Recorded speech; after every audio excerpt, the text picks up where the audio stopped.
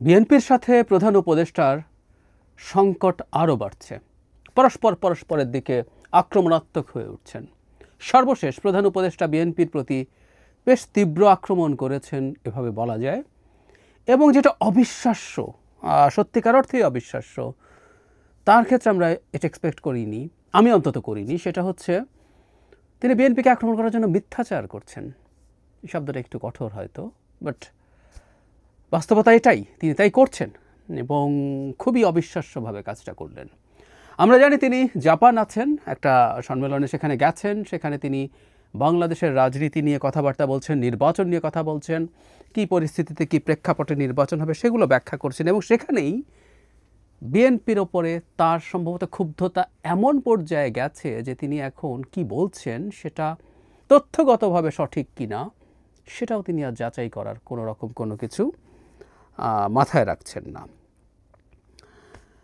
ওনাকে একটা সাক্ষাৎকার আছে, প্রশ্নোত্তর পর্বে তাকে কিছু প্রশ্ন করা হয়, সেখানে ম্যান্ডেটের কথা জিজ্ঞেস করা হয়েছে। তিনি সেই 3টার ম্যান্ডেট এবং প্রথমটি সংস্কার, দ্বিতীয়টি অপরাধ করেছে তাদের বিচার, এবং তৃতীয়টি নির্বাচন। আমরা জনগণকে বলেছি নির্বাচন এই বছরের শেষে ডিসেম্বরে অথবা সর্বোচ্চ আগামী বছরের জুনে অনুষ্ঠিত হবে। তবে কিছু রাজনীতিবিদ নির্বাচনের জন্য জুন পর্যন্ত অপেক্ষা কেন, ডিসেম্বরেই নির্বাচন কেন নয় সেই প্রশ্ন তুলছেন। দেশের সব রাজনৈতিক দল নয়, শুধু একটি দল ডিসেম্বরে নির্বাচন চাইছে বলে মন্তব্য করেন তিনি।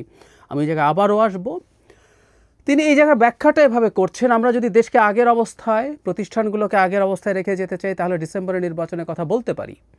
আমরা যদি খুব তড়িঘড়ি করি, কিছু সংস্কার করি এবং অন্যান্য সংস্কারের জন্য অপেক্ষা করতে পারি তাহলে আমরা এটা ডিসেম্বরেই করতে পারি। তবে আমরা যদি ভালো সংস্কার দরকার হয় তাহলে আমাদের আরও 6 মাস অপেক্ষা করতে হবে। কিছু ব্যক্তি সংস্কার রেখে নির্বাচন শেষ করতে চায় উল্লেখ করে তিনি বলেন সব রাজনৈতিক দল না, শুধু একটি দল এটা বলছে। মানে এই কথাটাই বারবার আছে।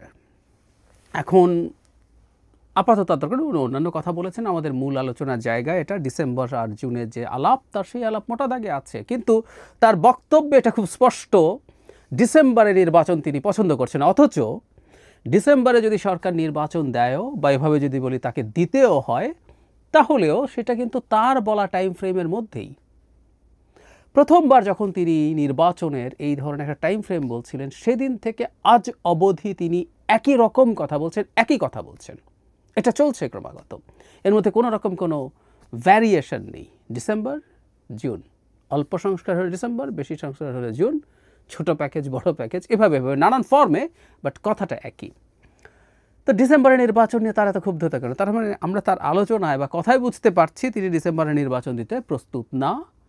এবং একটি দল, আমরা একটু রাগঢাক সরিয়ে রেখে কথা বলি, কেউ তর্ক করতে পারেন এটা একটা কুতর্ক যে একটি দল আসলে বিএনপি। তিনি বিএনপিকে স্পষ্টভাবে বলছেন এবং বিএনপিকে আইসোলেট করছেন সবার তুলনায় আলাদা করে।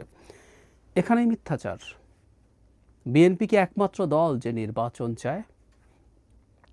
আমরা যদি খেয়াল করি বিএনপির সাথে বিভিন্ন সময় যুগপৎ আন্দোলন যারা করেছে এবং এদের প্রায় সবাই বিএনপির সাথে জোটবদ্ধভাবে নির্বাচন করার সম্ভাবনা খুব বেশি।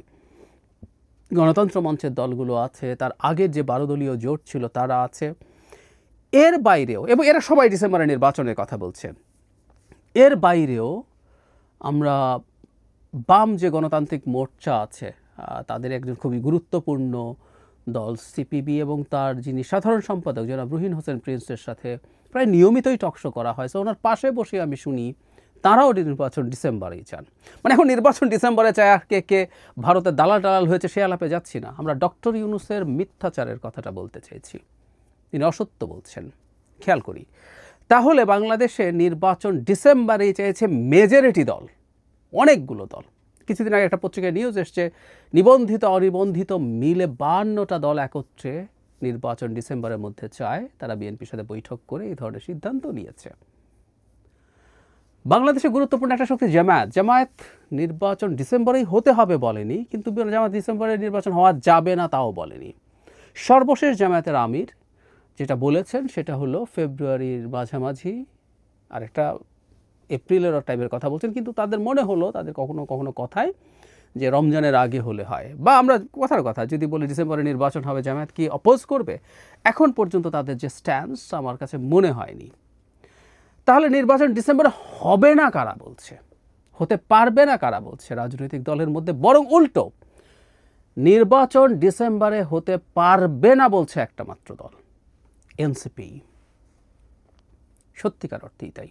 আর আমি ওই জায়গায় আসবো, নির্বাচন ডিসেম্বরে হতে হবে যদি শুধুমাত্র বিএনপিও চেয়ে থাকে, তারপরও এটার ইম্প্যাক্ট কি, এটাকে আমরা কীভাবে দেখবো সেই আলোচনা করব। কিন্তু বলছি রাদার বিএনপির সাথে aligned most of the parties, almost all of the parties, সবগুলো দল এক এনসিপি ছাড়া সবাই নির্বাচন, আমি জানি না দু একটা এক্সেপশন থাকতে পারে, কিন্তু সবাই নির্বাচন ডিসেম্বরের মধ্যে চেয়েছে। আমি এখনই বলতে বলতে হঠাৎ মনে পড়লো ইসলামী আন্দোলন, চরমনাইয়ের পীরের যে সংগঠন, রাজনৈতিক দল, সেটা সম্ভবত ডিসেম্বরের ব্যাপারে মানে সংস্কার বিচার এই ধরনের আলাপ তারা প্রচুর করছেন।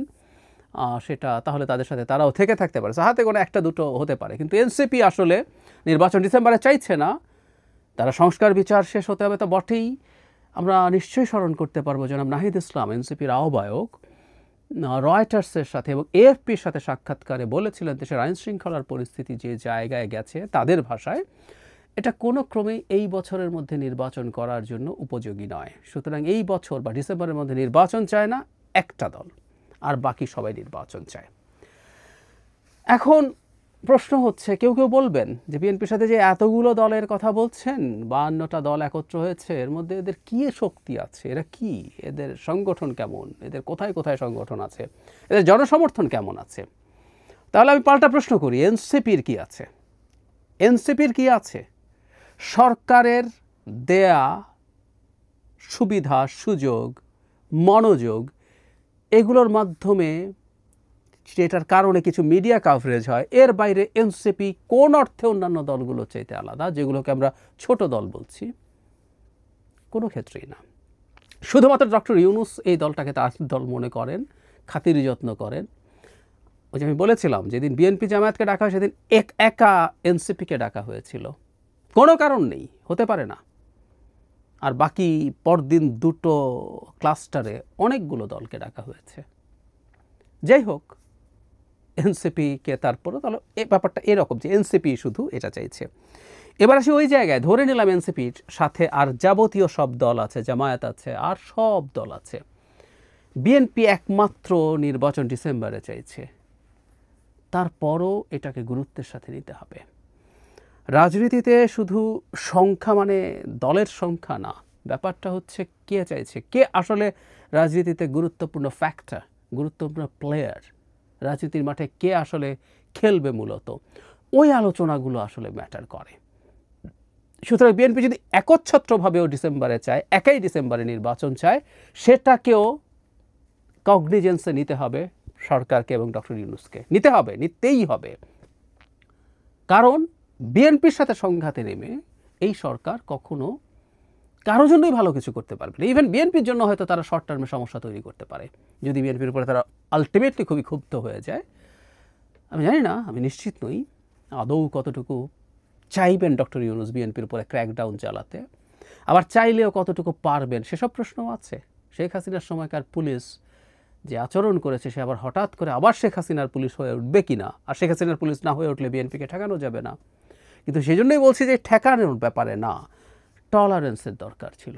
মানে আমরা আসলে কি এক্সপেক্ট করছিলাম, আমি বহুবার বলেছি, আবারও বলি, এই কথাটা দরকার, আপনাদের অনেকের পছন্দ হবে না, তারপরও বলি, সরকার, বিএনপি এবং সেনাবাহিনী, এই তিনটা ফোর্স, তিনটা বাংলাদেশের তিনটা পাওয়ারফুল জিনিসকে নিজেদের মধ্যে তাদের আলোচনা করতে হবে, ঠিকঠাক করতে হবে সব কিছু, কোনো একটা পয়েন্টে আসতে হবে যেটা ইকুইলিব্রিয়াম ঠিক করবে, যেখানে একটা ভারসাম্যের পরিস্থিতি তৈরি হবে, সবারই তার মোটামুটি যা প্রাপ্য তার কাছাকাছি কিছু হবে, কিছু ছাড় হবে, এরকম একটা জায়গায় যেতেই হবে। এবং কাউকে যদি বলি আমরা দায়িত্ব কে নেবেন, আমার উত্তর হচ্ছে দায়িত্ব সরকার নেবে, এবং to be specific doctor Yunus নেবেন, ডক্টর ইউনূস দায়িত্ব নেবেন।